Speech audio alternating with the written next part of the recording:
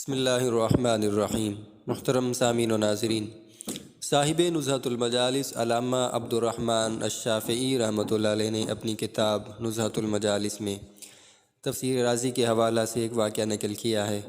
صحابی رسول جن کا نام حضرت زید بن حارثہ ہے، ایک دن کسی منافق کے ساتھ سفر پر تھے۔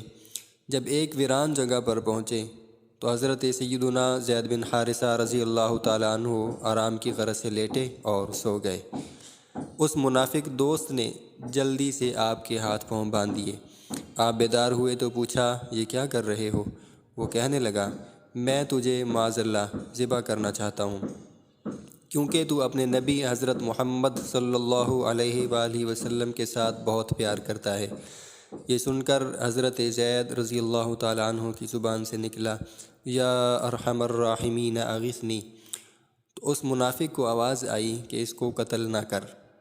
اس نے اپنے آس پاس دیکھا کہ آواز کس نے دی ہے، لیکن منافق کو کوئی بھی نظر نہ آیا۔ وہ دوبارہ قتل کے ارادہ سے آگے بڑھا۔ آپ رضی اللہ تعالیٰ عنہ نے پھر پکارا، یا ارحم الراحمین اغثنی۔ منافق نے پہلے کی بنسبت آواز کو اور زیادہ قریب سے سنا کہ اس کو قتل مت کر۔ اس نے ادھر ادھر نکل کر دیکھا، لیکن اسے آواز دینے والا کوئی بھی نظر نہ آیا۔ وہ تیسری مرتبہ پھر قتل کے لیے آمادہ ہوا۔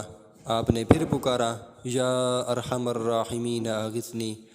اب اسے بالکل قریب سے اسی ویران کھنڈرات سے آواز آئی، اسے قتل مت کر۔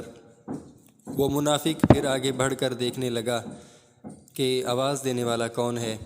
آگے بڑھ کر دیکھنے ہی لگا تھا کہ اچانک کسی نے اس پر خنجر سے وار کیا اور اس کا کام تمام کر دیا۔ پھر وہ شخص حضرت زید رضی اللہ تعالیٰ عنہ کے پاس آیا اور ان کے تمام بند کھول دیے۔ جب آزاد ہو گئے تو اس شخص سے پوچھا کہ تم کون ہو؟ تو جواب ملا کہ میں جبریل ہوں۔ تیری پہلی پکار پر میں سدرۃ المنتہا پر تھا، اور دوسری پکار پر میں آسمان دنیا پر، اور تیسری پکار پر میں اس کھنڈرات میں داخل ہوا اور اس منافق کا کام تمام کر دیا۔ ایک اور روایت میں صرف یا رحمان اغثنی کے الفاظ مذکور ہیں۔